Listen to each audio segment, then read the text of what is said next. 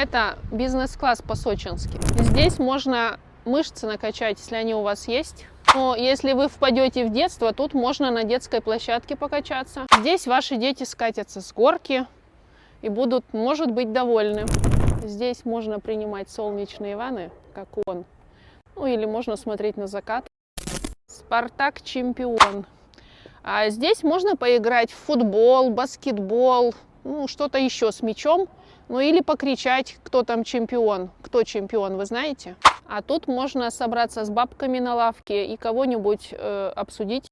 А это какая-то многоуровневая китайская парковка, единственная в Сочи. Тут ваша машина поднимется сама.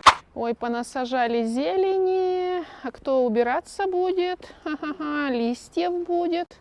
А тут ландшафт, кстати, не дешевый по всему двору.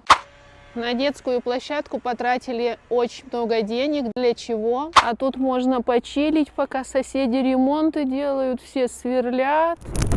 А тут еще безопасно, оказывается, пешеходные переходы и знаки везде. А это двор. А еще в этом дворе подумали о людях, у которых есть особенности. Пойдемте, я вам покажу там квартиру, которая продается. А еще тут есть видеодомофон. Видите? А у вас нету. Ой. А еще тут есть почтовые ящики на каждую квартиру. Ну что стоите? Заходите уже, раз пришли.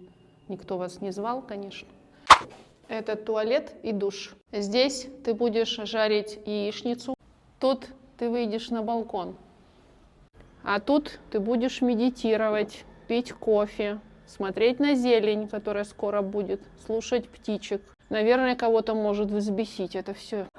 А здесь ты будешь просыпаться по утрам. На лифт, между прочим, потратили. А это общий балкон. Можно Васе кричать из той квартиры.